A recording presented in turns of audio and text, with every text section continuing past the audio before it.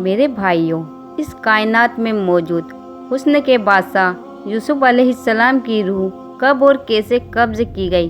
یوسف علیہ السلام کی وفات کے بعد مصری اور اسرائیل کے بیچ کس بات پر جھگڑا ہو گیا؟ آپ علیہ السلام کی قبر مبارک دنیا کے سب سے بڑے دریا کے نیچے کیوں دفن کیا گیا؟ اور یہودی آج اس تابوت کی کھوج میں کیوں لگے ہیں؟ اللہ نے ہر نبی کو خوبصورت اور بہترین آواز والا بنا کر بھیجا۔ حضرت یوسف علیہ السلام کو خوبصورت حسن سے نوازا گیا تھا، یعنی حضرت محمد صلی اللہ تعالیٰ علیہ وسلم کی خوبصورتی کا آدھا حصہ اللہ نے حضرت یوسف علیہ السلام کو دیا تھا۔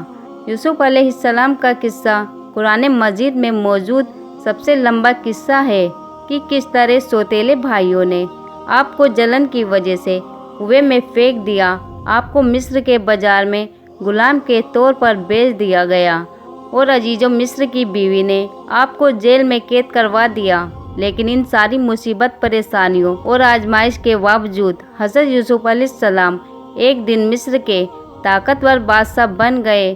جب یوسف علیہ السلام مصر کے بادشاہ بنے تو ایک لمبے وقت کے بعد اللہ نے حضرت یوسف علیہ السلام کو اپنے والد اور خاندان سے ملانے کا فیصلہ کیا، لہٰذا حضرت یعقوب اپنے گھر والوں کے ساتھ مصر آئے اور 40 سالوں کے بعد باپ بیٹے آمنے سامنے ہوئے۔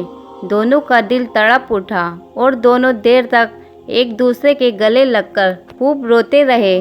روایتوں کے مطابق حضرت یوسف کے پورے خاندان یعنی بنی اسرائیل، آپ کے 11 بھائی، ان کی بیویاں، بچے اور حضرت یعقوب علیہ السلام کے پوتے پوتیاں سارے مصر میں آ کر بس گئے، اور مصر کے بادشاہ یعنی حضرت یوسف علیہ السلام نے بنی اسرائیل کو زمین کا ایک ٹکڑا دے دیا جہاں انہیں آباد ہونے کی اجازت ملی۔ آہستہ آہستہ مصر میں بنی اسرائیل بہت طاقتور ہو گئے۔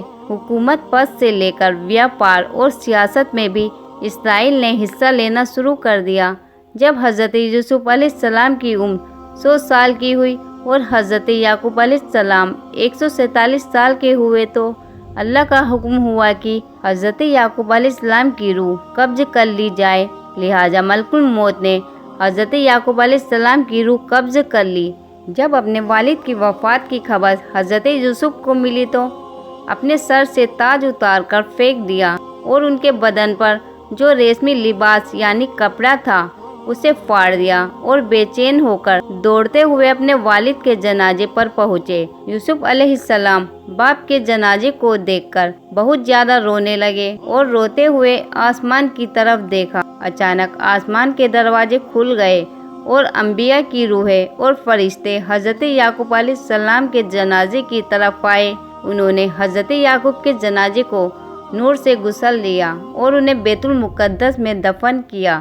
یوسف علیہ السلام اس روحانی نظارے کو دیکھ رہے تھے۔ جنازے کی نماز ادا کرنے کے بعد آپ علیہ السلام اپنے دربار میں واپس آئے۔ آپ غموں میں ڈوبے ہوئے تھے۔ باپ کی جدائی اب آپ کے برداشت سے باہر تھی۔ رات ہوئی تو دریا نیل کے کنارے گئے، مصلی بچھایا اور روتے ہوئے پوری رات نماز ادا کی، یہاں تک کہ صبح ہو گئی۔ اس وقت جبرائیل علیہ السلام آئے اور حضرت یوسف علیہ السلام سے فرمایا، اے یوسف، آپ کے والد کی عمر پوری ہو چکی تھی، اس لیے اللہ پاک نے انہیں اپنی طرف بلا لیا، لیکن ابھی آپ کا وقت نہیں آیا، لہٰذا اپنے رب کی عبادت کیجیے اور اس زندگی کو آخرت کے لیے سنوار لیجیے، کیونکہ موت کا وقت آ گیا تو مہلت نہ دی جائے گی۔ یوسف علیہ السلام نے والد کے وفات کے بعد پھر سر پر کبھی تاج نہیں رکھا، نہ کبھی مسکرائے، اور ہر رات دریائے نیل کے کنارے جا کر خدا سے دعا کرتے۔ اس طرح 20 سال گزر گئے، یہاں تک کہ ایک رات حضرت یوسف علیہ السلام نے خواب دیکھا کہ ان کے والد یعقوب اور دادا اسحاق ان سے کہہ رہے کہ اے یوسف، اب ہمارے ملنے کا وقت قریب آ چکا ہے، 3 دنوں کے اندر ہماری ملاقات ہوگی۔ روایت ہے کہ یوسف علیہ السلام ان 3 دنوں میں باپ کو دیکھنے کی خواہش میں اتنے روئے کہ ان کے والد حضرت یعقوب علیہ السلام بھی ان 40 سالوں میں اتنا نہیں روئے ہوں گے۔ بس تیسرے دن ملک الموت آئی اور یوسف علیہ السلام سے فرمایا، اے یوسف، آپ کا وقت ختم ہو چکا ہے اور آپ کے باپ دادا آپ کے انتظار میں ہے، لہٰذا یوسف علیہ السلام نے مان لیا اور ملک الموت نے ان کی روح قبض کر لی۔ جب یوسف علیہ السلام کی روح جسم سے الگ ہو رہی تھی تو بھائیوں نے رونا دھونا شروع کر دیا۔ بنی اسرائیل میں ہنگامہ ہو گیا۔ یوسف علیہ السلام کی وفات کے بعد آپ کے جنازے کو اٹھایا گیا۔ مصریوں نے جنازے کو دیکھا تو شور مچ گیا، ہر طرف سے رونے چلانے کی آوازیں آنے لگی۔ اب مصریوں کا ہر قبیلہ اور ہر گروہ یہ چاہتا تھا کہ یوسف علیہ السلام کو ان کے علاقے اور زمین میں دفنایا جائے تاکہ ان کی بستی میں خیر و برکت ہو۔ ایک گروہ نے کہا یوسف نبی کو کناک کے دروازے پر دفن کیا جائے، کچھ نے کہا کہ کسی اور جگہ۔ بس اللہ نے اس وقت دریائے نیل کے پانی کو اونچا کر دیا اور اچانک دریائے نیل سوکھ گیا۔ لہٰذا اللہ کے اس قدرت سے مصر کے لوگ سمجھ گئے کہ یوسف علیہ السلام کے جسم مبارک کو دریائے نیل میں دفن کر دینا چاہیے تاکہ دریا کا پانی آپ کی قبر مبارک کو چھو کر گزرے اور تمام مصر والے اس پانی سے برکت حاصل کر سکے۔ چنانچہ یوسف علیہ السلام کے جسم مبارک کو سنگ مرمر کے صندوق میں بند کر کے دریائے نیل میں دفن کر دیا گیا۔ روایتوں کے مطابق جب ایک لمبے وقت کے بعد بنی اسرائیل فرعون مصر کے غلام بن گئے تو موسیٰ علیہ السلام کی اگوائی میں وہ لوگ مصر کو چھوڑ کر جانے لگے، لیکن سفر کے دوران موسیٰ علیہ السلام راستہ بھول گئے اور بنی اسرائیل دریا نیل کے قریب بھٹکنے لگے۔ بنی اسرائیل نے بہت کوشش کی لیکن انہیں صحیح راستہ نہ مل سکا۔ اس پر بنی اسرائیل کے بزرگوں نے کہا کہ یوسف علیہ السلام نے اپنی وفات سے پہلے یہ وصیت کی تھی کہ اگر تم لوگ کبھی مصر سے نکلے تو میری تابوت کو بھی اپنے ساتھ لے جانا، لہٰذا جب تک آپ یوسف علیہ السلام کی لاش مبارک کو اپنے ساتھ نہ لے جائیں گے راستہ نہیں ملنے والا۔ اس پر موسیٰ علیہ السلام نے پوچھا کہ کیا تمہیں پتا ہے کہ یوسف علیہ السلام کی قبر مبارک کہاں ہے؟ اس وقت ایک بوڑھی عورت کے سوا بنی اسرائیل میں کسی کو نہ پتا تھا کہ وہ تابوت کہاں موجود ہے۔ لہٰذا وہ بڑھیا حضرت موسیٰ کو ایک جھیل کے پاس لے گئی جس کے پانی کا رنگ عجیب و غریب تھا۔ بڑھیا نے کہا کہ اس کا پانی نکال دو۔ جب ایسا کیا گیا تو زمین نظر آنے لگی، لوگوں نے وہاں کھدائی شروع کر دی، جس کے بعد ایک قبر دیکھنے لگی جس میں وہ تابوت موجود تھا۔ موسیٰ علیہ السلام نے اس تابوت کو نکالا اور آگے کا راستہ طے کیا تو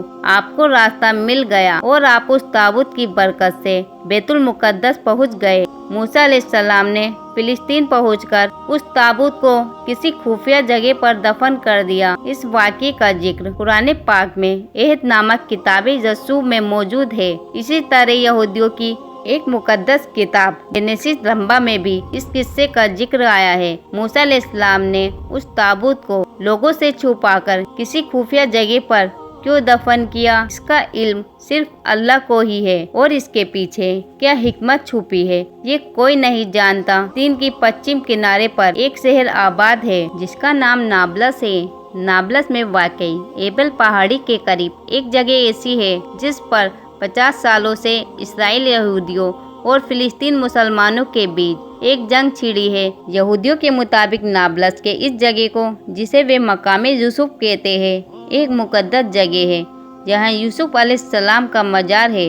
دوسری طرف علی ہرات اور ابن بطوطہ جیسے مسلم ریسرچ نے بھی حبرون اور نابلس کو ہی وہ جگہ بتایا ہے جہاں یوسف علیہ السلام کا مزار موجود ہے۔ 1967 کی عرب اسرائیل جنگ کے بعد یہودیوں نے اس جگہ پر قبضہ کر لیا تھا، جس کے بعد یہ جگہ اسرائیل کے قبضے میں چلی گئی۔ سال 1990 میں اس جگہ کو یہودیوں نے ایک آرمی بیس میں بدل دیا اور اسے یہودی ربیوں کی دیکھ ریکھ میں چھوڑ دیا گیا۔ یہودیوں کے لیے یہ جگہ اتنی اہم اور مقدس کیوں ہے اور یوسف علیہ السلام کے اس تابوت میں ایسا کون سا رہسیہ چھپا ہوا ہے، یہ آج بھی ایک راز ہے۔ تو میرے بھائیوں، ہم امید کرتے ہیں کہ ہماری آج کی یہ ویڈیو آپ کو بہت اچھی طرح سمجھ میں آ گئی ہوگی۔